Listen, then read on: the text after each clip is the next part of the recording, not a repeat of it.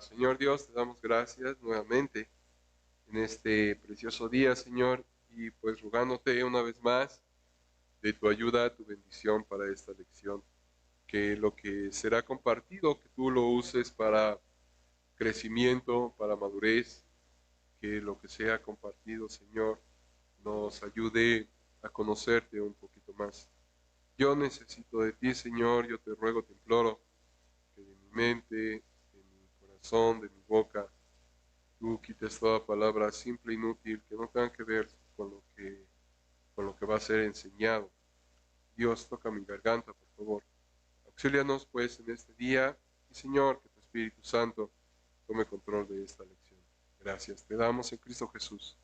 Amén. Puede tomar asiento. Gracias. La ocasión anterior nos quedamos en Lucas. Lucas 2, versículo 39 y 40.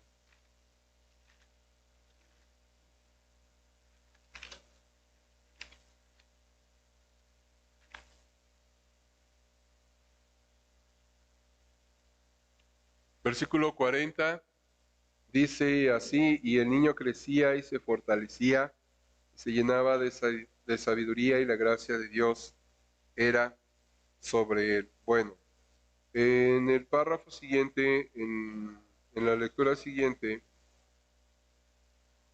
vamos a ver un incidente que solo es registrado por Lucas. Solo Lucas lo registra.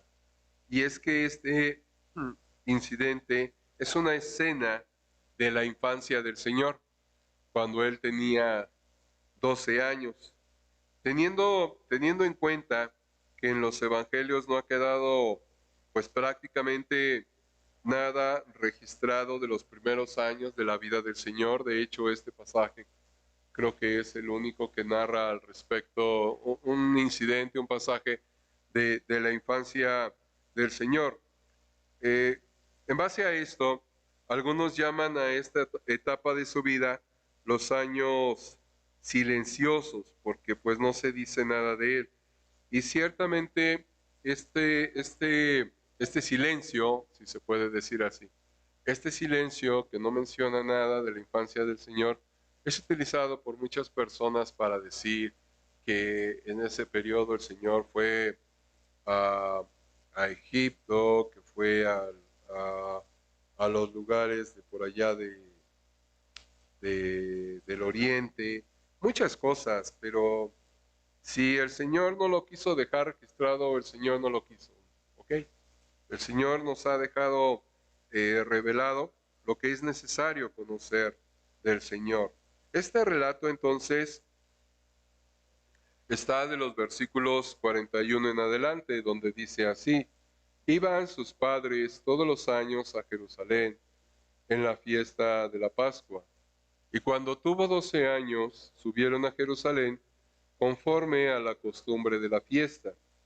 Al regresar ellos, acabada la fiesta, se quedó el niño Jesús en Jerusalén, sin que lo supiesen José y su madre. Y pensando que estaba entre la compañía, anduvieron camino de un día y le buscaban entre los parientes y los conocidos. Pero como no le hallaron, volvieron a Jerusalén buscándole. Bueno, podemos entender y nos damos cuenta que José y María estaban criando a un niño sano y normal, que no era un niño aislado, tampoco exhibía una aureola especial. No, el Señor en su infancia fue como los demás niños, no había algo, salvo su divinidad, por supuesto, pero no había algo de particular o que lo diferenciara a los demás. La gente, la gente de Galilea se reunió en un pueblo pequeño al norte de Jerusalén para iniciar el viaje de regreso a sus hogares. Y es en este instante en que José y María se dan cuenta de la ausencia de Jesús. Probablemente entre ellos se comenzaron a preguntar: ¿y dónde está Jesús? Probablemente la respuesta fue: pues yo pensé que estaba contigo. No, pues yo pensé que estaba contigo. Lo que normalmente sucede como nosotros padres, ¿verdad? ¿Y dónde está? No sé, pensaba que estaba contigo. Bueno, el relato nos dice que preguntaron a sus conocidos y al descubrir que no estaba con ellos, regresaron a Jerusalén y encuentran al Señor pues en un lugar muy particular. El versículo 46 nos lo dice, diciendo, y aconteció que 3 días después le hallaron en el templo, sentado en medio de los doctores de la ley, oyéndoles y preguntándoles. Y todos los que le oían se maravillaban de su inteligencia y de sus respuestas. Perdón, cuando le vieron, se sorprendieron y le dijo a su madre, Hijo, ¿por qué nos has hecho así? He aquí tu padre y yo te hemos buscado con angustia. Entonces él les dijo, ¿por qué me buscabais? ¿No sabíais que en los negocios de mi padre me es necesario estar? Mas ellos no entendieron las palabras que les habló. Bueno, aquí vemos a José y María y lo encuentran finalmente en el templo, sentado en medio de los sabios de aquella época, sentado en medio de los especialistas de la ley, escuchándoles, haciendo preguntas y de igual forma dando respuestas. Aparentemente, y por cómo narra el pasaje, aparentemente les estaba formulando preguntas que ellos no podían contestar. Y ellos estaban sorprendidos de sus respuestas. Recordemos que en ese momento el Señor solo cuenta con 12 años. Aquí vemos algo también que es evidente, y es que sus padres estuvieron, José y María, se mostraron un poco irritados con él, al decirle, pues, ¿cómo es que estás aquí y nos has dejado? La respuesta de Jesús reveló que estaba sorprendido de que ellos no se hubieran dado cuenta de que él estaba ocupado en los asuntos de su Padre celestial. En aquel momento, María aún no era totalmente consciente, si se puede decir de esta forma, no estaba totalmente consciente de quién era Él, ni de lo que su obra implicaba, aunque seguramente reflexionaba profundamente en su corazón sobre lo que estaba sucediendo. Y en el versículo 51 y 52 concluye el pasaje diciendo, y descendió con ellos y volvió a Nazaret y estaba sujeto a ellos, y su madre guardaba todas estas cosas en su corazón. Y Jesús crecía en sabiduría y en estatura y en gracia para con Dios y los hombres. Aquí hay algo que es importante señalar. En el versículo 51 dice, y estaba sujeto a ellos. Por supuesto que el Señor en su infancia fue un niño obediente. Una ocasión estaba yo escuchando de que seguramente, yo creo que sí, pero seguramente hubo instantes en que tanto José como María pudieron haberlo regañado, pero no por desobediencia de Jesús, sino porque muchas veces los padres nos equivocamos y regañamos o corregimos inmerecidamente. No debería de ser así, no debería de ser así, pero probablemente fue lo que sucedió. De hecho, yo me atrevería a decir, seguramente fue lo que sucedió con el Señor cuando en su infancia, de que aún él siendo obediente y recibiendo corrección por parte de José, por parte de María, pues él continuó siendo obediente, él se sujetó a ellos. En el 52 nos señala que el Señor crecía en sabiduría, en estatura y en gracia para con Dios y los hombres. Él tuvo un desarrollo normal, tuvo un desarrollo como todos los demás niños, como todos los demás adolescentes. Bueno, Lo que vemos enseguida es ya el inicio del capítulo 3. Y el capítulo 3 nos inicia con un planteamiento verdaderamente histórico. Desde un inicio mencionábamos que Lucas es un evangelio histórico fidedigno. Y aquí vemos una evidencia de ello. Hace un planteamiento histórico y Lucas detalla las fechas del ministerio de Juan el Bautista en relación con la historia secular. Coloca el énfasis sobre el mensaje de arrepentimiento que predicaba Juan como una condición para la llegada del Mesías. A partir del lavamiento de purificación de agua en el sistema legal de Moisés, que se acostumbraba a practicar como inmersión en aquellos tiempos, Juan bautizó a todos aquellos que acudieron a él simplemente como una preparación para la venida de Cristo, siendo Cristo quien bautizaría con el Espíritu Santo, realizando en las personas una verdadera transformación. Entonces vemos en este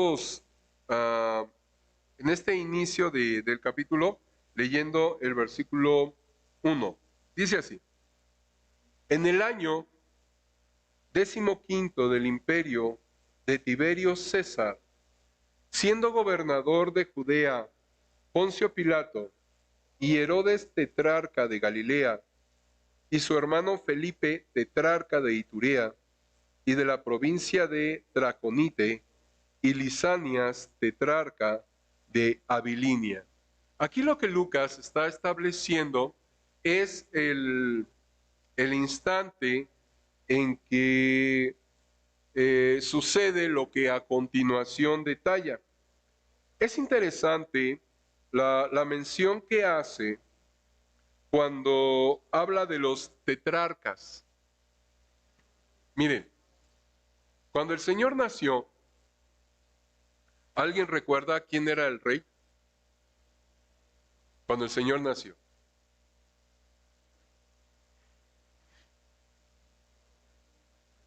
Herodes, gracias hermana, ya me estaba yo poniendo bien nervioso. Herodes, cuando el Señor nació, Herodes era el rey, ¿sí? Era el rey.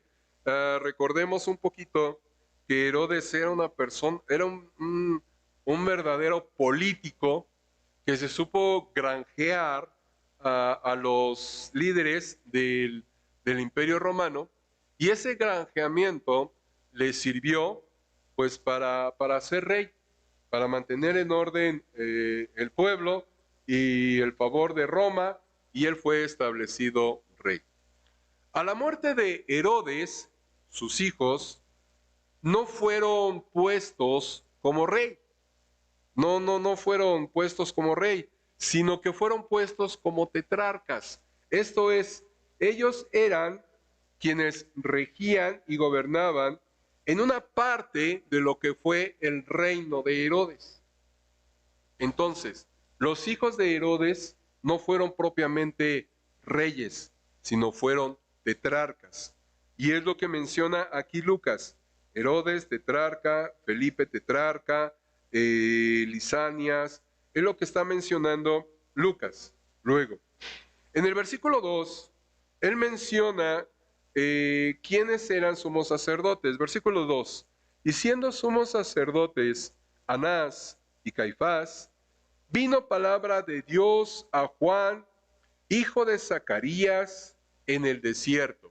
Entonces, Lucas está estableciendo el momento histórico, el instante en que está sucediendo esto, y después de que ha establecido el momento histórico, él está diciendo: miren, lo que voy a narrar, lo que va a suceder, sucedió mientras eran líderes, gobernantes, estas personas. Y esto es lo que sucede. Bueno, versículo 3.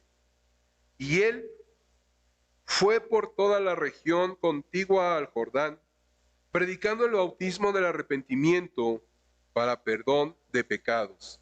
Aquí lo que está haciendo Lucas es introduciendo a Juan. Recordemos que él mencionó la concepción y el nacimiento de Juan cuando habla de su papá Zacarías. Ya pasa el tiempo y Lucas ya lo presenta en su ministerio de Juan, cuando él ya está ejerciendo su ministerio. Tengamos en cuenta y recordemos que Juan era hijo de Zacarías. ¿Y cuál era la ocupación de Zacarías? Sacerdote. De tal manera que Zacarías, perteneciendo a la tribu de Leví y siendo descendiente directo, hijo de Aarón, por supuesto que Juan iba a ocupar ese mismo cargo, siendo de la tribu de Leví y siendo hijo de Aarón.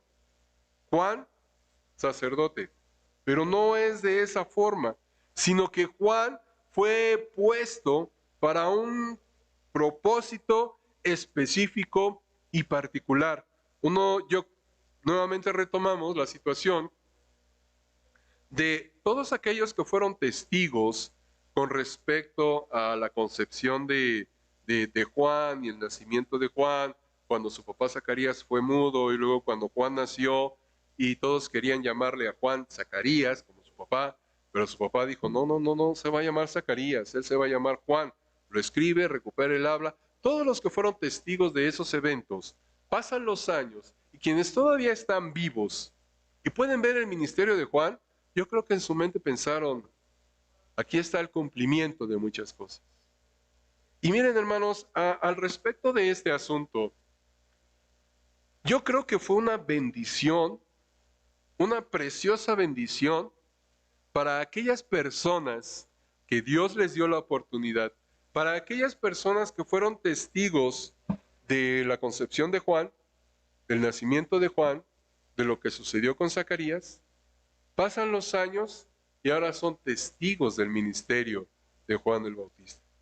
De ellos poder recordar, así sucedió y ahora soy testigo de ello. Podemos entender que ya son personas grandes. Pues sí, pasaron los años. Pero esto a mí me sirve, hermanos, para poder compartirles la bendición de que con la ayuda de Dios y por la pura gracia de Dios, todavía pasando los años, podamos seguir en los caminos de Dios. Podamos seguir donde Dios nos ha puesto.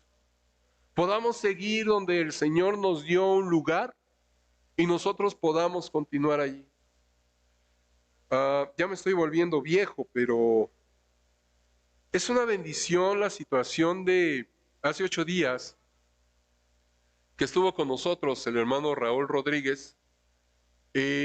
Bueno, tuvimos oportunidad de platicar y recordar hace 9 o 10 años que él estuvo aquí y cuando él con sus hijos pues todavía estaban jovencitos, niños casi, y ahora resulta que ya su chiquilla, bueno, su muchacha, su señorita, ya se va a casar.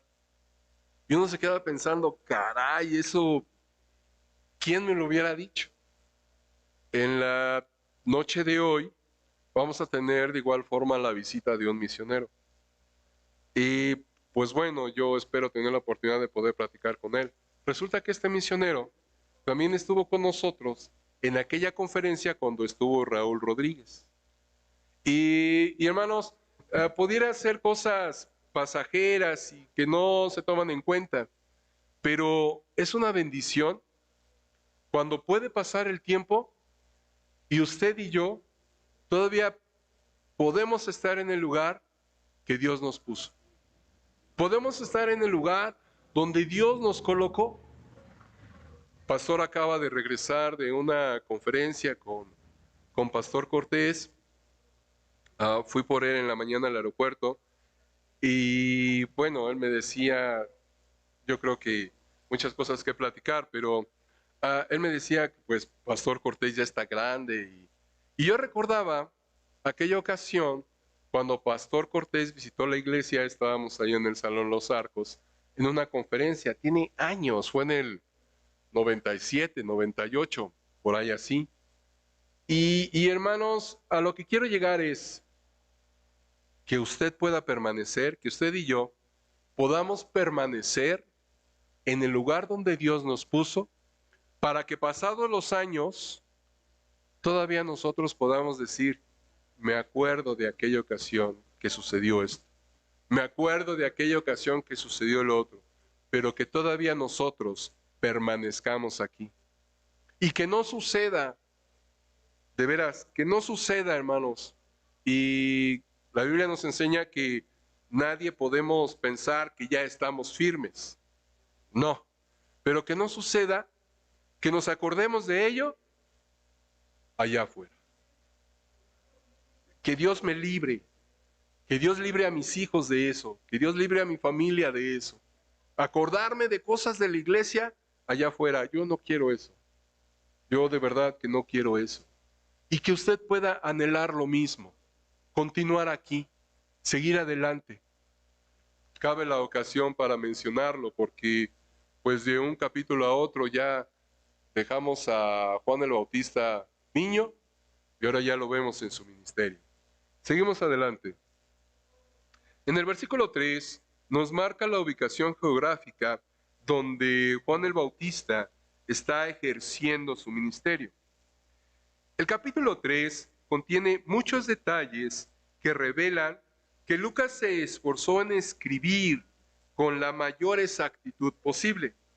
Se citan y se mencionan varios personajes que nos permiten determinar las fechas. César Augusto era emperador cuando nació el Señor Jesucristo, pero por la historia secular, sabemos que Tiberio César era brillante pero brutal, e inteligente, astuto. Además, era humano e irreverente, ya que intentó dominar al mundo en su tiempo, valiéndose por supuesto del Imperio Romano. A continuación se dan estos nombres, se dan estos detalles, y luego se hace mención entonces del ministerio de Juan el Bautista. Juan predicó el bautismo de arrepentimiento. Fue el último de los profetas. De hecho, fue un personaje del Antiguo Testamento que surgió en el Nuevo Testamento, haciendo referencia a Elías. A Elías. Su apariencia era muy particular. Podemos imaginarnos a Juan probablemente sin afeitar, con cabellos largos, desgreñado, vestido de ropa hecha de pelo de camello. Era realmente diferente en sus ropas, su dieta y su aspecto general. Y tendría la misma recepción que muchos profetas en la actualidad, en la antigüedad, perdón. ¿Cuál era esa forma? Le rechazaban. Le rechazaban. Pero Juan se paró por la verdad, Juan cumplió su papel y Juan predicó lo que tenía que predicar. Dice en el versículo 4 de aquí de Lucas 3, como está escrito en el libro de las palabras del profeta Isaías que dice, voz del que clama en el desierto, preparad el camino del Señor, enderezad sus sendas, todo valle se rellenará y se bajará todo monte y collado.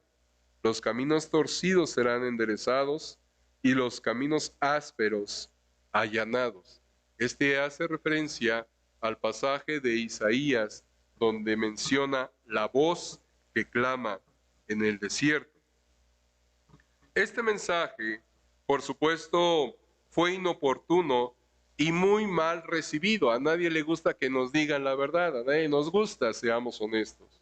Pero aún siendo mal recibido, pues hubo muchas personas que creyendo iban a Juan y en arrepentimiento fueron bautizados por él. Juan prepara entonces el mensaje.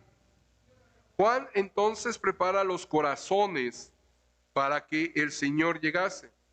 En los versículos siguientes dice en el 6, y verá toda carne la salvación de Dios. Y decía a las multitudes que salían para ser bautizadas por él, Oh generación de víboras, ¿quién nos enseñó a huir de la ira venidera? Y ciertamente este mensaje de Juan no es popular. Digo, si alguien me dice víbora, pues se me sube el apellido, ¿no? O a cualquiera se nos sube el apellido. Pero Juan, siendo un predicador bíblico, él comunicó y él expresó la verdad. Y dirigiéndose a todos, dice, ¿quién nos enseñó a huir de la ira venidera? Habló de la necesidad del arrepentimiento. Habló de la condición del ser humano delante de Dios. Somos despreciados por Dios, a consecuencia de nuestro pecado, por supuesto. Él proveyó la solución en su amor hacia el hombre, pero es necesario el arrepentimiento. Y nuevamente, este mensaje no fue y no es muy popular. El arrepentimiento, la necesidad de arrepentirse. Hermano, cuando usted salga a compartir el Evangelio, usted tiene que mencionar que es necesario arrepentirnos. Usted tiene que mencionar, porque la Biblia así nos lo dice, que nosotros hemos pecado y ofendido a Dios y que merecemos la condenación del infierno. El infierno es real y es verdadero. Que no suceda, de verdad, que no suceda cuando compartimos el Evangelio, que únicamente hablemos del amor de Dios, y Dios es amor. Que únicamente hablemos que Dios es bueno, y ciertamente así es. Pero lo que también debemos de mencionar es que Dios es Dios justo, es un Dios de ira. Él está airado en contra del pecado. Él ha provisto esa solución y es Jesucristo. Pero es necesario, como dijo Juan el Bautista, como dijeron los profetas, como dijeron los apóstoles y los discípulos, es necesario que nos arrepintamos de nuestra maldad y vengamos al Señor para poder ser reconciliados con Él. Es el mensaje de Juan el Bautista, cumpliendo él el papel de la voz que clama en el desierto.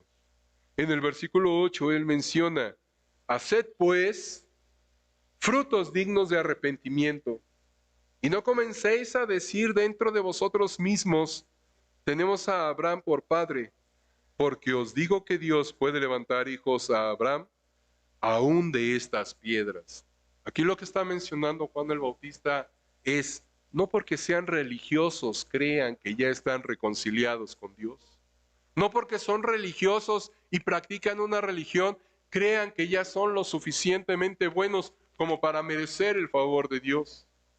Y lamentablemente es lo que enseña en la actualidad las religiones. Tú esfuérzate, sé bueno y Dios te dará gracia. Tú esfuérzate, sé bueno y tendrás el favor de Dios. Por mucho que nosotros podamos esforzarnos, jamás de los jamases vamos a alcanzar la suficiente bondad para ser justificados delante de Dios. Por muy honesta que sea nuestra intención, de ninguna manera. Debemos de reconocernos como lo que verdaderamente somos delante del Señor. Necesitamos de Él. Juan el Bautista dice, haced frutos dignos de arrepentimiento. Y estos frutos dignos del arrepentimiento es la evidencia de una salvación, es la evidencia de nuestra salvación, no justificándonos en nuestra bondad, no justificándonos en nuestra supuesta o un intento de fidelidad, sino tener frutos dignos de arrepentimiento. Este mensaje de Juan el Bautista es la antesala a lo que el Señor comenzó a anunciar, enseñar y publicar, que prácticamente es lo mismo. La ira de Dios, el juicio de Dios, que vengamos a Él en arrepentimiento y fe. Vamos a llegar hasta aquí, hermanos. continuamos el próximo domingo. Señor Dios, te damos gracias por tu palabra. Gracias, Señor, por todo lo que implica. Y, Señor, lo que alcanzamos a ver el día de hoy, que sea y sirva para darnos cuenta, Señor, de nuestra condición delante de ti. Darnos cuenta de que si hemos creído en ti, oh Dios, tú nos has dado el precioso regalo de salvación, nos has tomado por hijos, mas Señor, no porque nosotros lo pudiéramos merecer, de hecho no lo merecemos, sino por tu puro amor, por tu pura bondad. Bendice, Señor, el tiempo que sigue y, Señor, que tú des crecimiento, des madurez. Gracias por la atención de cada oyente. En el nombre de Jesús. Amén.